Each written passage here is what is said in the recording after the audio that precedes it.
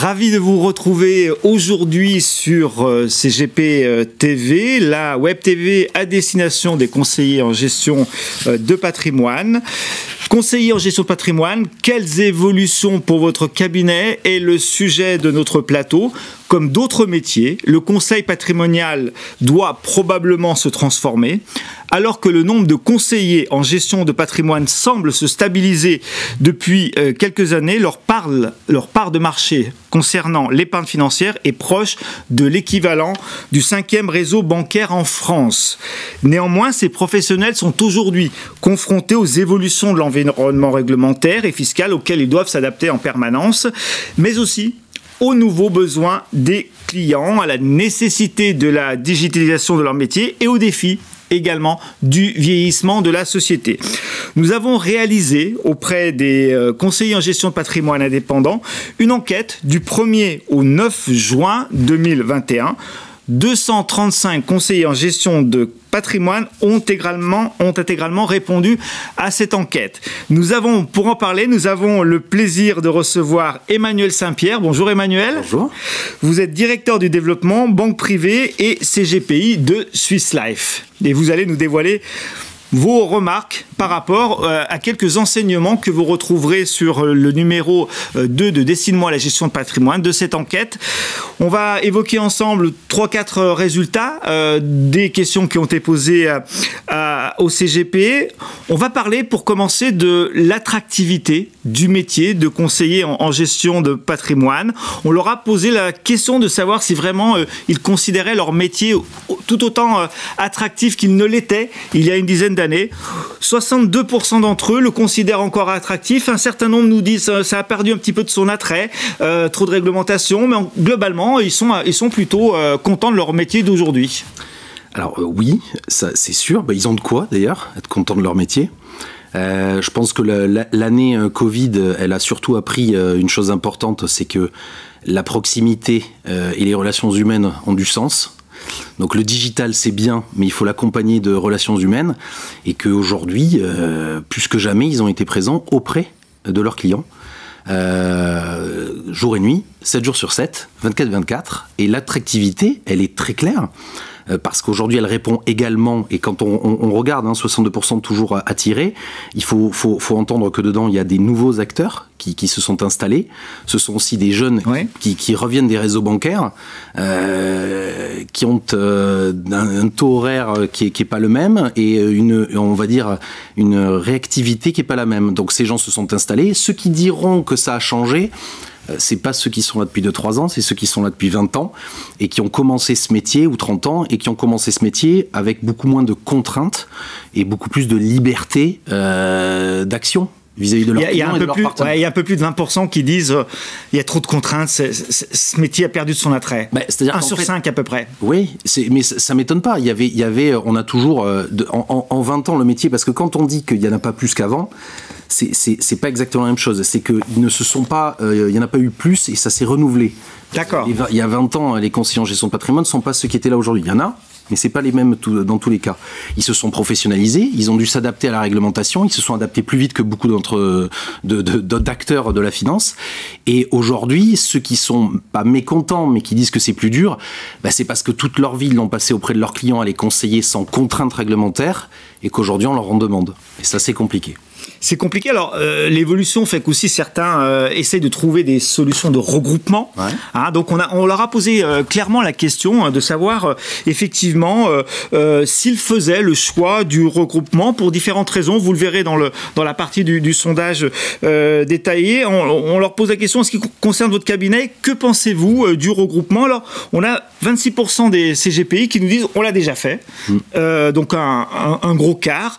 Et puis, 39%, je suis favorable, mais je pense à le faire. Qu'est-ce que vous en pensez, Emmanuel? Alors, je vais additionner les deux, ça fait 66 ou 65. Moi, je constate qu'il y a donc 2 tiers qui sont animés par l'idée qu'il faut se regrouper. Après, se regrouper... Ça peut prendre plusieurs formes, en plus, le regroupement. Et en fait, c'est sur ça que je veux insister, c'est que le fait de dire se regrouper, il faut encore expliquer pourquoi et comment.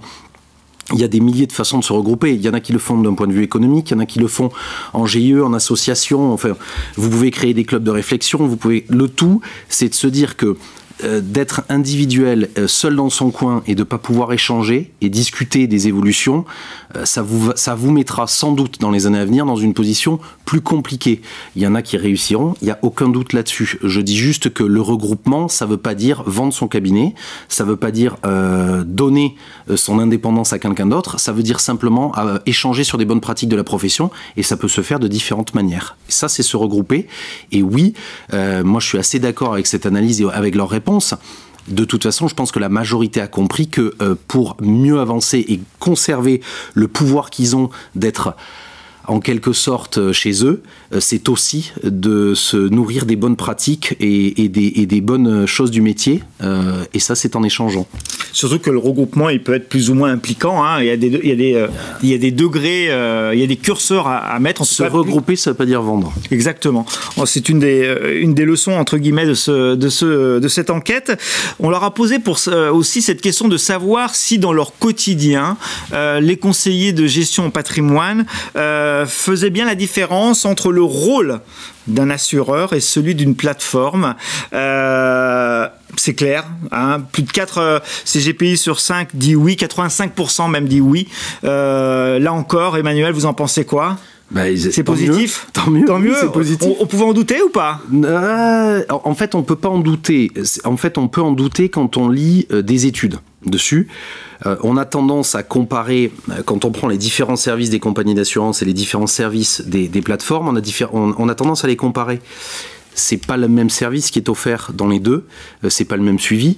La compagnie va proposer ses produits et une diversité de produits autour de ce qu'elle est capable de proposer.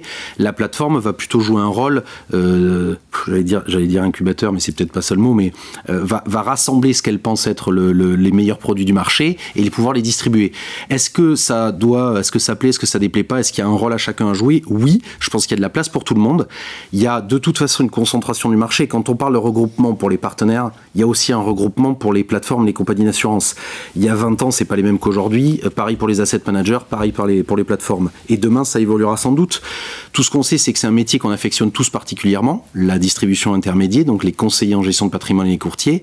Et que si on veut continuer à travailler avec eux, il y en aura à qui la plateforme conviendra, parce qu'ils auront une notion de service dedans, qu'on peut retrouver également dans les compagnies d'assurance, bien évidemment, maintenant sur deux réseaux différents et d'un accompagnement qui est différent. Et puis, on peut rappeler ce qu'on veut, mais que vous soyez une compagnie A, B, C ou la plateforme ABC, de toute façon, je reviens à ma première question, les relations humaines fera la différence aussi.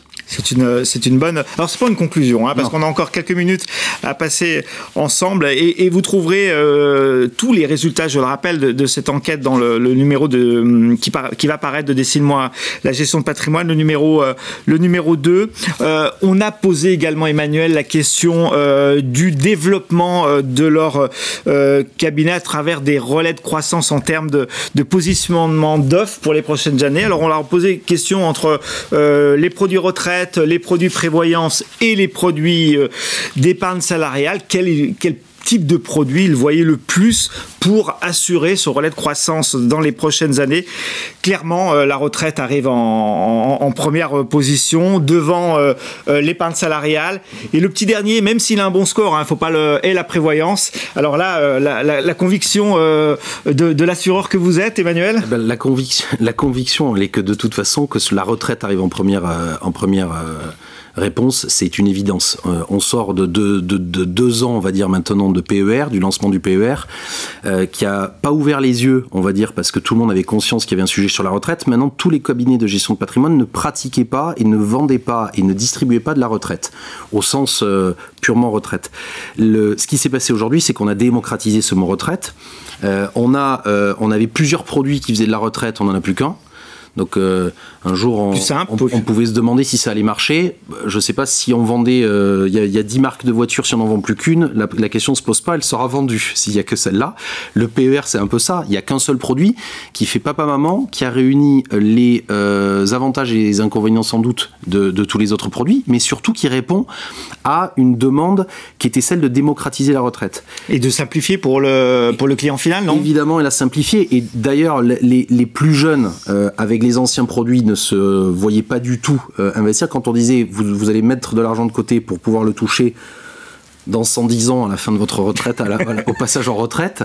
Oui, ça perd la personne, quoi. Non. Par contre, quand on leur explique qu'il y a des moyens de sortir au cas où, si on avait des besoins d'argent, il y a des moyens aussi de sortir pour l'achat de la résidence principale, il y a des moyens de sortir en capital à la fin et non plus qu'en rente, ça a un peu, on va dire, désacralisé ce produit-là, ça l'a rendu plus simple, plus lisible, plus accessible et surtout disponible. Et ça, c'est évident que c'est devenu un des grands métiers de la gestion de patrimoine. Après, sur la prévoyance et l'épargne salariale, je pense que c'est plus difficile. Il ne faut pas oublier que les conseillers en gestion de patrimoine, on parle de la vie, qui est le métier principal. Je ne parle pas de l'immobilier et des autres métiers de conseil.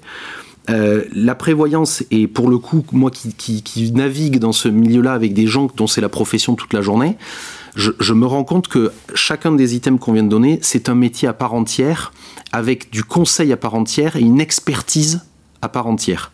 Et que celui qui voudrait s'improviser de pouvoir faire de la vie, de la retraite, de l'épargne salariale et de la prévoyance, c'est compliqué aujourd'hui. Peut-être qu'on revient sur la question d'avant, le regroupement. Peut-être que le regroupement aidera et permettra au cabinet de se projeter dans ces métiers-là, qui sont une évidence absolue. La prévoyance, d'ailleurs, quand vous rencontrez un CGP et un courtier, sans faire de différence, je ne vais pas expliquer la différence, je pense que tout le monde la connaît, il y a beaucoup de courtiers qui commençaient par faire de la prévoyance et qui sont passés à la vie, et inversement, chez les conseillers en gestion de patrimoine. On peut se demander lequel des deux a raison. En tout cas, est-ce que l'un et l'autre, la prévoyance et la vie et la retraite, sont dissociables ? Je ne pense pas. Ça va être le métier de demain, le multi-équipement demain pour les clients. Et évidemment, se regrouper parce que c'est des métiers très difficiles et très complexes, et que si on veut donner du bon conseil, il faut être bon dans ce qu'on fait, donc bien se renseigner, et on ne peut pas le faire tout seul, et il faut être accompagné de gens dont c'est le métier. Je disais clairement un écart. Il y a 76% pour les produits de retraite. Il faut remettre dans le contexte des chiffres. Ensuite, 59% pour les produits d'épargne salariale et 53% pour les produits prévoyance en termes de relais de croissance. Donc l'écart n'est pas énorme non plus, puisqu'il y a quand même plus d'un sur deux qui voit la prévoyance comme un relais de croissance également. Mais c'est peut-être plus technique, non ? Je considère que c'est absolument technique. Et il ne faut pas oublier que la retraite se rapproche. Même si c'est techniquement, ça peut paraître de temps en temps plus compliqué, ça se rapproche de la vie. Ce que la prévoyance se rapproche un peu moins, et puis c'est une autre approche. Pour le coup, c'est une autre approche client, et c'est pas celle à qui ils ont été habitués, avec laquelle ils ont été habitués depuis de nombreuses années. Et alors, si on reprend la première question sur ceux qui sont contents et ceux qui sont pas contents, enfin en tout cas, qui préféraient avant, imaginez bien que ceux qui préféraient avant, la prévoyance elle est trop éloignée. Ça va être compliqué. Ça va être compliqué. Oui, mais c'est compliqué la prévoyance. Voilà.